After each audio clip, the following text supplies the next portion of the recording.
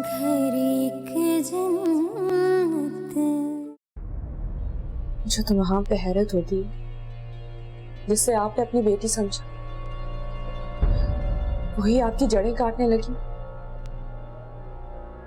उसने आपकी मोहब्बतों का, के प्यार का सिला इस तरह दिया, दिल करता है उन सबसे सवाल करूं जिन्होंने आपको दुख दिया, मगर आपकी खामोशी मुझे भी खामोश करती।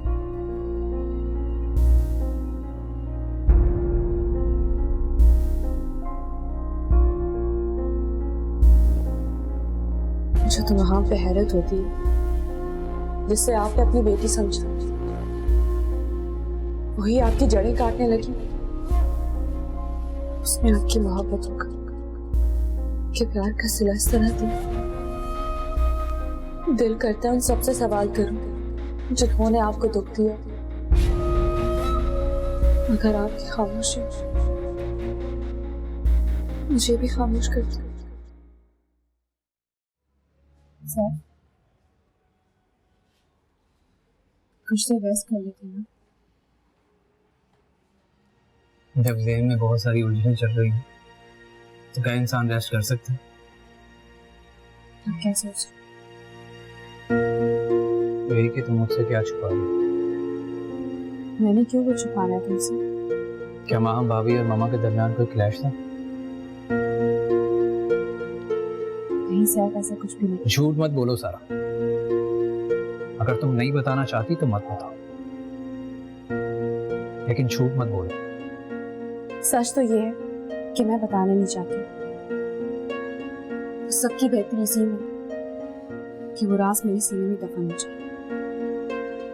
मैं माँ भाभी को ऐसा नहीं समझता था। कौन कैसा है इसका अंदाजा इंसान को देख के नहीं लगाया जा सकता सर।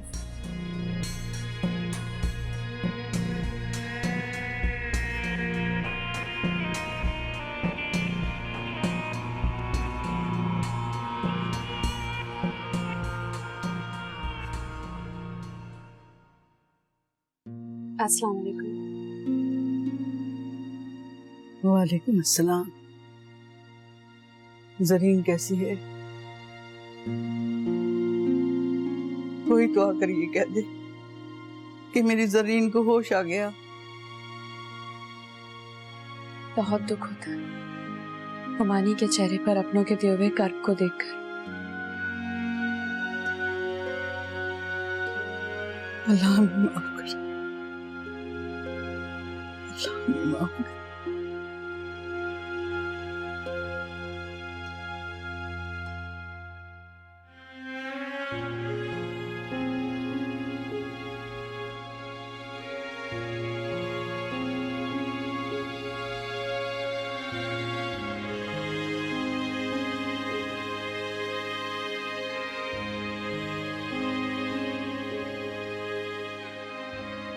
कुछ कहना है तो कह लो। भाई हमने ये जानने की कोशिश ही नहीं की कि मामा को एक वक्त में किन किन मसाइल का सामना है। मतलब? मामा बहुत परेशान थी।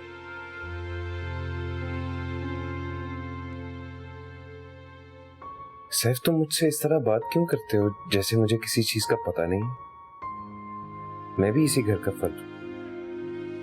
मामा को जिन जिन मसाइल का सामना रहा है हमेशा, मुझे उनका एहसास है। अगर हम सबको एहसास है तो मामा के मसाइल कम करने के लिए क्या किया आज तक? सैफ, अगर मामा और पापा के दरमियान कुछ क्लैशेस हैं तो ये उनका ऐसा मामला था जिसमें हम नहीं बोल सकते थे। दोनों हमेशा छोटी छोटी बातों पर उलझते रहे। दोनों?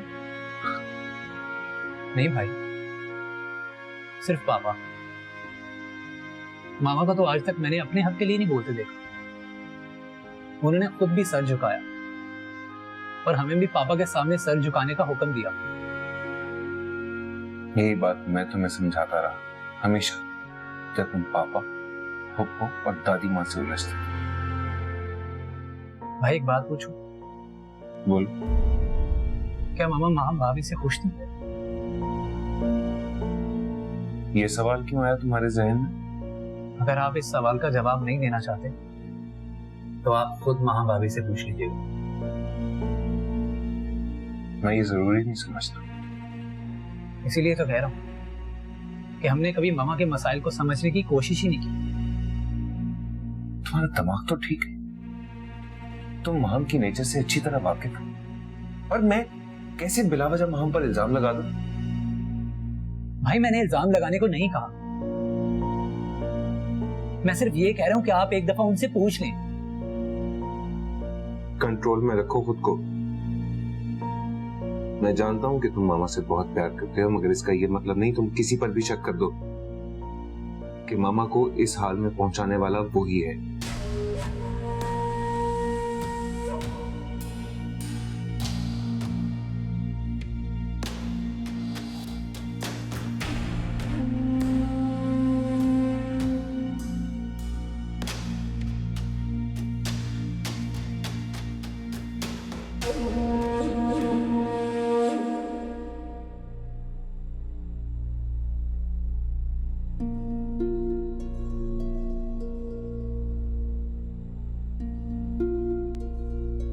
आखिर तुम इस तरह रिएक्ट क्यों करती हो?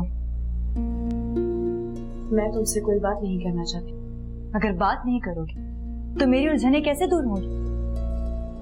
काश तुम्हारी उलझने कभी ना सुलझ पाए। इसी में इस घर की भलाई है। फिर वही बात, आखिर इस घर की भलाई को मुझसे क्या खतरा?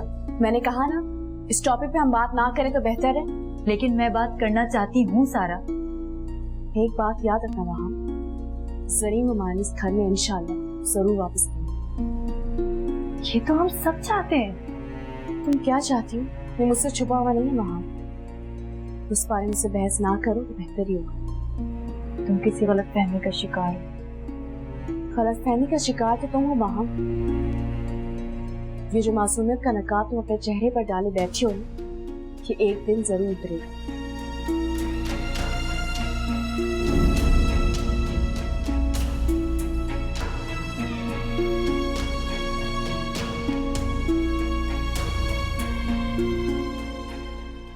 सारा, अम्मी प्लीज मुझे इंसिस्ट मत कीजिएगा।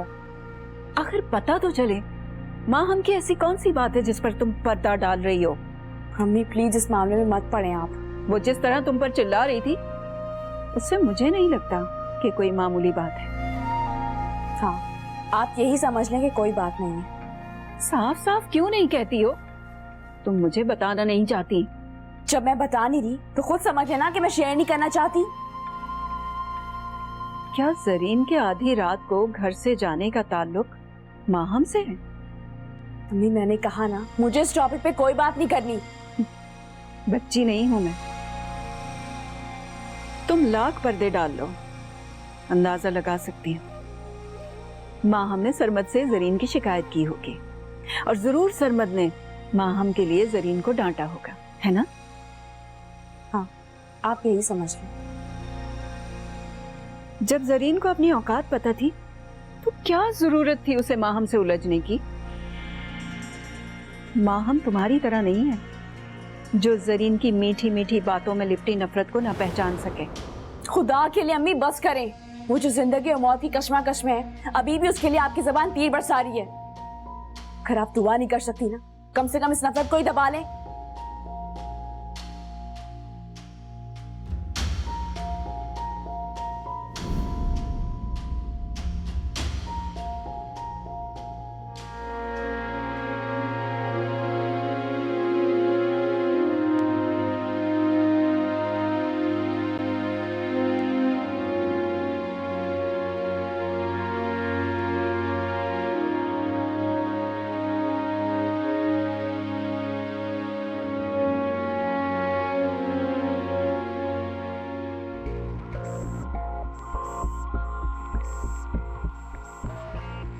देखो माँ, तुम सारा की बातों से परेशान हो और मैं सैफ की बातों से उलझा। आई थिंक ये सिर्फ और सिर्फ डिप्रेशन की वजह से। यू नो, सैफ जो है वो अभी तक मामा से एक छोटे से बच्चे की तरह अटैच है। लेकिन सारा का एटीट्यूड और इस तरह मुझ पर चिल्लाना, मुझे कसूरवार समझना, फरीद मैं कंफ्यूज हूँ। इसीलिए कहा था मैंने कि सब आंटी से कहो कुछ दिनों के लिए तुम्हारे पास आ जाए। कहा था मैंने, लेकिन रिफ्यूज कर दिया उन्होंने। कहती हैं अच्छा नहीं लगता। उन्हें कहा करो ये उनका अपना घर, उनके यहाँ रहने से किसी को कोई प्रॉब्लम नहीं होगा। कभी कभी मुझ में उन पर भी गुस्सा आता है, अजीब रिएक्ट करती हैं। हो सकता है कि सलमा पप्पू की बातों से अभी तक नाराज हो। मुझे भी ऐसे ही लगता है। कल जाऊंगा, खुद बात करूंगा उनसे। रिलैक्स।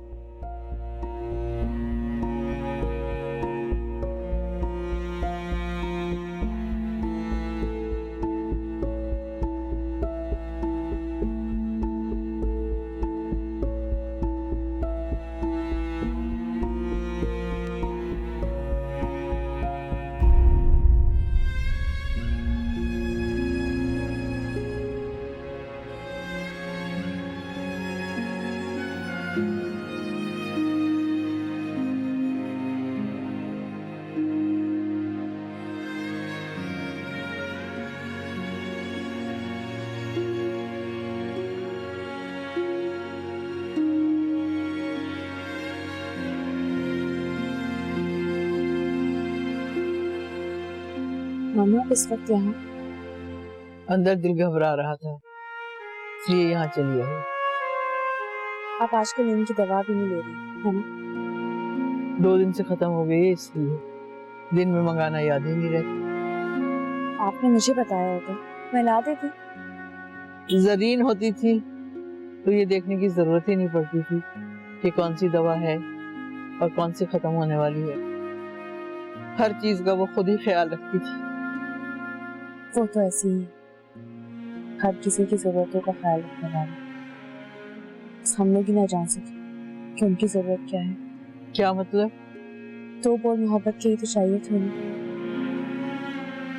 उनके लिए वो तरसती रही। ठीक कहती है तुम। मैं उसमें शमसा देखती रही और ये भूल गई कि शमसा की बेटी होने के बावजूद वो हमेशा मुझे माँ कहती रही। परेशान ना हो नानी, वो जल्द वापस आएंगी। आमीन। अंदर चलो, मैं आपकी दवा देख लेती हूँ कौन कौन सी करनी है।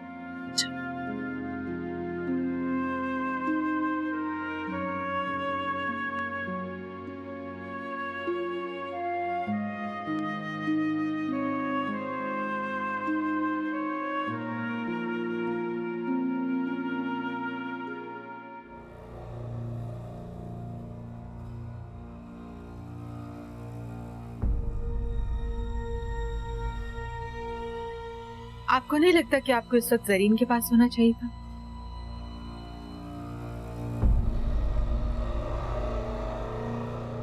सैफ और वलीद है ना उसके पास।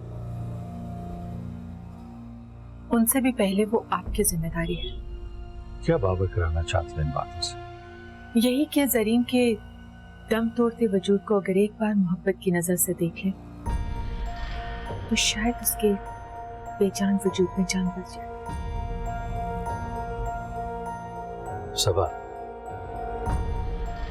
मैं उसे हमदर्दी और रहम की नजर से तो देख सकता हूं, उसके लिए मोहब्बत की एक नजर भी नहीं है मेरे पास। बहुत बेरहम है आप। तुम भी तो बेरहम, तुम्हें भी तो रहम नहीं आता मुझे। जो आप चाहते हैं वो रहम की नहीं, नदामत के लायक है।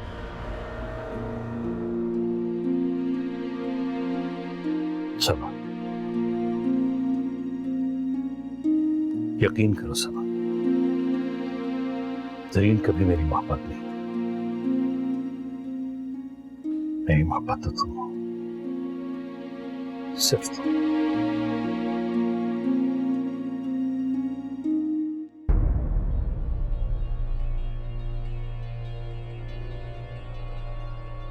इस उम्र की मोहब्बत इंसान को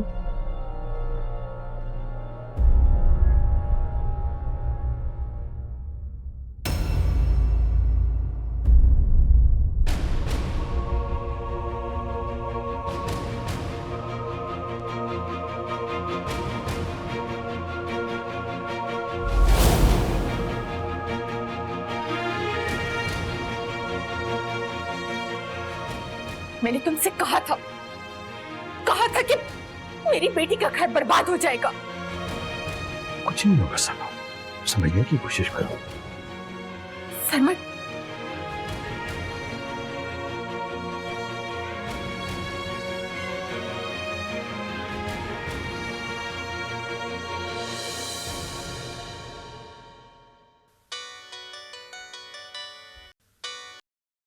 हेलो। माहम बेटा फौरन आ जाओ। कहाँ आ जाऊं? माहम मेरे पास, सवाल मत करो। मामा, मैं इन हालात में कैसे आ जाऊं? बेटा मैं जो कह रही हूँ वो करो। वजह तो बताएं। माहम वलीद बहुत गुस्से में गया है यहाँ से, मुझे बहुत डर लग रहा है। प्लीज तुम आ जाओ बेटा।